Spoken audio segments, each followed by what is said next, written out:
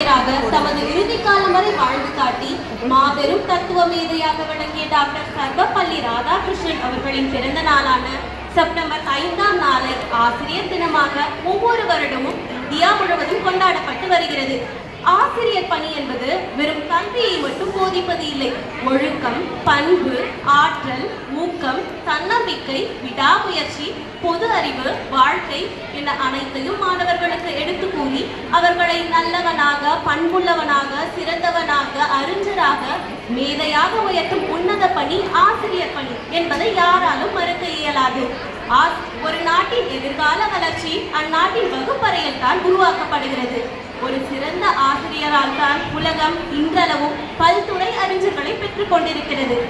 ஆசிரியரானவர் நண்பராகவும் மாணவர்கள் மனதில் நேர்மறை எண்ணங்களை தோற்றுவிக்க கூடியவராகவும் இன்முகத்துடன் பேசக்கூடியவராகவும் மாணவர்களால் சாதிக்க முடியும் என்று நம்பிக்கை ஊட்டக்கூடியவராகவும் அன்பால் அறிவினை ஊட்டக்கூடியவர்களாகவும் மாணவர்கள் தவறான வழியில் செல்லும் போது தன் அன்பால் திருத்துபவர்கள். சுடர் விளக்காயினும் தூண்டுகோள் வேண்டும். மனிதன் ஆறறிவுடன் பிறந்திருந்தாலும் அவனுடைய அறிவை பயன்படுத்துவதற்கு ஒரு வழிகாட்டி தேவை. அந்த வழிகாட்டி தான் ஆசிரியர்கள்.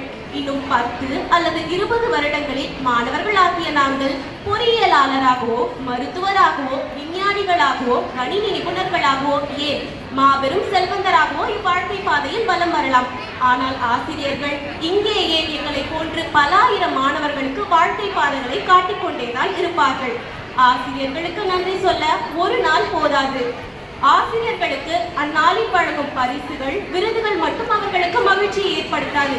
ஆசிரியர்களுக்கு மகிழ்ச்சியூட்டும் வகையில் அவர்களுக்கு மாணவர்களாகிய நாங்கள் கல்வியில் சிறந்து, வாழ்க்கையில் உயர்ந்து, சமுதாயத்தில் வெற்றி அடைய நாங்கள் என்றும் பாடுபட்டு கொண்டே இருப்போம்.